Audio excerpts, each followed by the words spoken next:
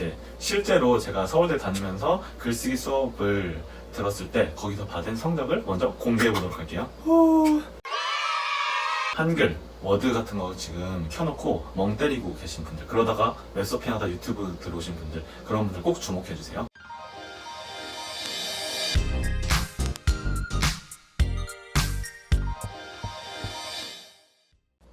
안녕하세요, 로우킥입니다. 안녕하세요.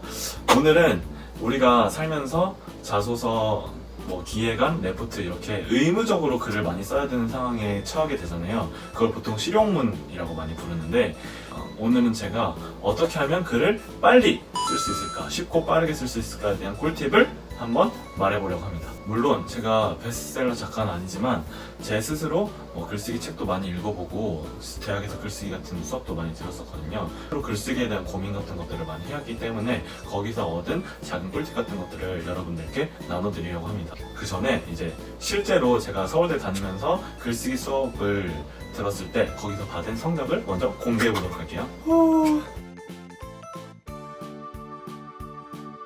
여기서 보시면은 실용문의 분석과 작성, 그리고 인문학 글쓰기, 사회과학 글쓰기, 말하기와 토론 이런 수업에서 다 제가 A+를 받았었거든요. 학점을 좀 잘 주는 수업이긴 한데 스티븐 킹의 유혹하는 글쓰기, 유시민의 글쓰기 특강, 정철의 책카피, 대통령의 글쓰기, 그리고 오늘 제가 말미에 약간 언급할 내 문장이 그렇게 이상한가요? 이런 글쓰기 교정책 같은 것들을 제가 여러 권 읽었어요. 나중에 이런 글쓰기 책을 한 번에 모아서 북 리뷰도 한번 해보도록 하겠습니다. 제가 오늘 드릴 팁들은 개요를 짜라, 평소에 책을 많이 읽어라, 이런 지금 당장 할 수 없는, 그리고 시간이 오래 걸리는 뻔한 소리는 하지 않을게요. 대신 한글, 워드 같은 거 지금 켜놓고 멍 때리고 계신 분들, 그러다가 웹서핑 하다 유튜브 들어오신 분들, 그런 분들 꼭 주목해 주세요. 자, 그럼 어떻게 글을 빨리 쓸 수 있을까? 지금 당장 할 수 있는 꿀팁을 공개하도록 하겠습니다. 먼저 첫 번째, 첫 문장, 첫 문단을 아예 비워놓고 쓰자. 이 뭔 개소리야! 아무리 글을 잘 쓰는 사람도 마찬가지일 거예요. 첫 문단, 첫 문장을 되게 기깔나게 시작하고 싶은 욕심이 있을 거고, 그런데 그 욕심이 너무 크면은 글이 아예 나아가지 못하는 상황이 발생을 하거든요. 실질적인 본론이나 내용부터 쓴다고 생각하고 일단 그 내용부터 쭉 써내려 나가다 보면은 모니터만 쳐다보고 하루 이틀 말리고 글쓰기 의욕이 아예 떨어져 버리는 상황을 막을 수가 있습니다. 그러다가 꼭 데드라인 와가지고 글을 막 쓰게 되잖아요. 나중에 다 쓰고 나서 내용에 걸맞는 첫 문단, 첫 문장 같은 것들을 붙여줘도 전체적인 글에서 전혀 무리가 없다고 저는 생각합니다. 두 번째, 동생이나 할머니, 할아버지한테 이야기해주듯이 일단 쓴다. 물론 완성된 글에서는 간결한 문장, 그리고 문장 간의 리듬감, 그리고 비문이 없이 무법적으로 완벽한 문장들을 쓰고 싶겠지만 처음부터 그렇게 잘 쓰려고 하면은 아예 진도가 안 나가는 상황이 발생을 해요. 내 머릿속에 드는 생각을 어린 조카나 할머니, 할아버지한테 설명해주듯이 그냥 말하듯이 쭉 쓰는 겁니다. 만약 말로라도 잘 나오지 않으면 봉사활동, 노력, 교육 이렇게 키워드만 쭉쭉쭉쭉 써놓는 거예요. 그러다 보면은 자기 생각이 브레인스토밍을 통해서 더 발전되고 이걸 쭉 이어갈 수가 있거든요. 셋째, 책상에 앉아있지 말고 나가서 쓰자. 나가서 돌아다니면서 쓰자.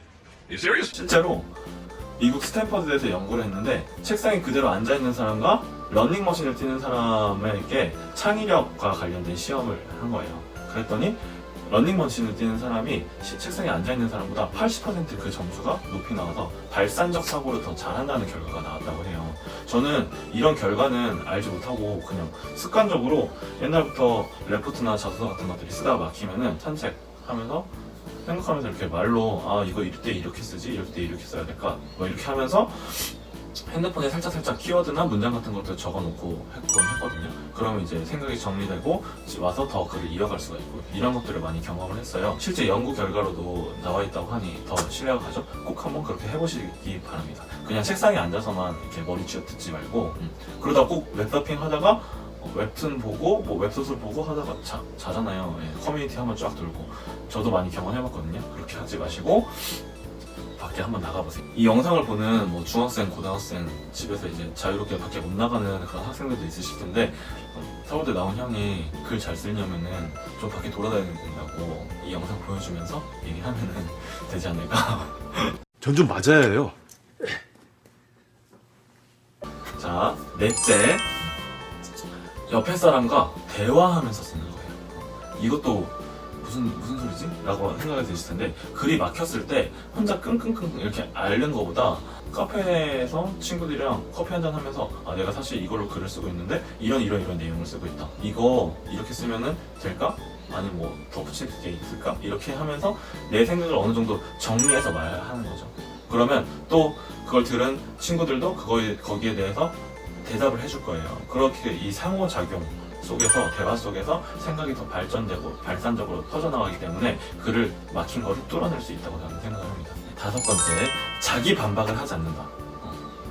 글을 쓰면서 보통 이렇게 쓰시는 분들이 많으세요. 예를 들면은 내가 써놓고 내용을 이거 말이 안 되는 것 같은데? 이거 좀 이상하지 않나? 자기 반박을 계속 하는 거죠. 그렇게 하다 보면은 한 3줄 썼다가 또 지우고 2줄 썼다가 또 지우고 이런 상황이 발생하거든요. 근데 어차피 글은 내 생각을, 내 주장을 설득하는 과정이에요. 우리가 쓰는 대부분의 실용문들은. 그렇기 때문에 아침에 일어나서 내가 밤에 썼던 거를 이불킥하면서 다 지워버리는 상황이 발생하더라도 그래도 아예 한자도 못 쓰고 웹서핑만 하는 것보다 낫죠. 그러니까 쭉 쓰세요. 자기 반박을 하지 말고. 알았죠? 여섯 번째, 글을 쓰다가 막히는 부분들이 있을 거예요. 그게 문장일 수도 있고 단어일 수도 있어요. 내가 머릿속에서 생각이 이렇게 맴돌고 있는데 그거를 글로 정확하게 표현을 못하는 상황이 발생하는 거죠. 이때는 저는 보통 XX 아니 물결 이렇게 표시해놓고 그 부분을 건너뛰어요. 그래 XX 단어가 안 떠오르면 나중에 이제 네이버에서 사전 찾아가지고 그 단어를 넣어놓고 하거든요. 시험 볼 때 모르는 문제 건너뛰고 아는 문제부터 쓰잖아요. 그거랑 비슷하다고 생각하시면 됩니다. 일곱 번째, 데드라인을 정해놓고 쓰자. 데드라인을 그냥 내가 실제로 뭐 일주일 뒤에 글을 완성할 거야 이렇게 하지 말고 이 문항은 2시간 만에 완성할 거야. 이 문항 500자인데 2시간 만에 이 500자는 그래도 무슨 똥글을 쓰든 뭐를 쓰든 다 채워놓을 거야. 이렇게 데드라인을 짧게 정해놓고 쓰면은 그거에 맞춰가지고 그래도 분량을 뽑아낼 수가 있거든요. 여러분들 그거 많이 경험하셨을 거예요. 레포트나 자소서 계속 쓰기 싫다가 마감 기한 그 전날 새벽에 막 글이 쭉쭉쭉 나오는 현상을 경험할 거예요. 그거를 인위적으로 내가 상황을 만들어서 해보는 거죠. 친구들이나 엄마 아빠한테 내가 이때까지 글을 완성해서 보여주겠다 라고 선언하는 것도 저는 좋은 방식이라고 생각을 합니다. 마지막으로 이제 여덟 번째, 글을 이렇게 빨리 쫙 뽑아냈으면 좀 문장이나 이런 것들이 거칠고 퀄리티가 좋지 못할 거예요. 그때 어떻게 교정할 수 있는가? 제가 이거에 대해서 책에서 읽은 간단한 팁을 드리도록 할게요. 이 책이 내 문장이 그렇게 이상한가요? 라는 책인데 20년 동안 작가들의 글 교정을 했던 교정가 김정선 씨 쓰신 책이거든요. 여기서 가장 먼저 소개되는 그런 꿀팁을 제가 말씀을 드릴게요. 적의를 보이는 것들을 빼자. 적의를 보이는 것들을 빼자. 이게 무슨 소리야? 이게 무슨 소리냐? 라고 하면은 적의 것들을 문장에서 빼는 거예요.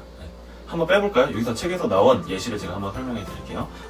먼저 적을 빼보자. 사회적 현상, 적을 빼 사회 현상, 그렇죠? 정치적 세력, 정치 세력, 국제적 관계, 국제 관계. 이쪽이 더 글의 길이는 간결해졌지만 의미는 분명해졌죠. 의를 빼볼게요. 다음으로 이런 문장이 있어요. 예를 들어서 문제 해결은 그 다음의 일이다. 문제 해결은 그 다음의 일이다 라는 문장이 있어요. 여기서 의를 다 빼볼게요. 문제 해결은 그 다음 일이다. 훨씬 문장은 간결해졌는데 짧아졌는데 의미는 분명해졌고 호흡도 짧아졌죠. 저는 이렇게 해서 1차적으로 적의 것들 같은 것들을 문장에서 걷어내는 식으로 교정을 많이 하거든요. 이 영상이 반응이 좋으면 제가 글을 퇴고하는 꿀팁도 만들어 보도록 하겠습니다. 예전에 인터넷에서 본 건데 글쓰기는 결국 다시 쓰기다. 글쓰기는 결국 퇴고다 라는 말을 한 적이 있어요. 해밍웨이가 아마 했을 텐데 어차피 여러분들이 쓰는 글은 제출하기 전에 2번, 3번 그거보다 더 많이 훨씬 더 퇴고의 과정을 거쳐야 되기 때문에 처음에 쉽고 빠르게 쓰려면은 그냥 제가 말씀드린 오늘 8가지 꿀팁을 통해서 글을 일단 빨리 쓰세요. 저는 그게 아주 좋다고 생각합니다. 제 영상이 도움이 되셨다면 구독, 좋아요, 알림 설정 해주세요. 안녕히 계세요. 다음에 올게요.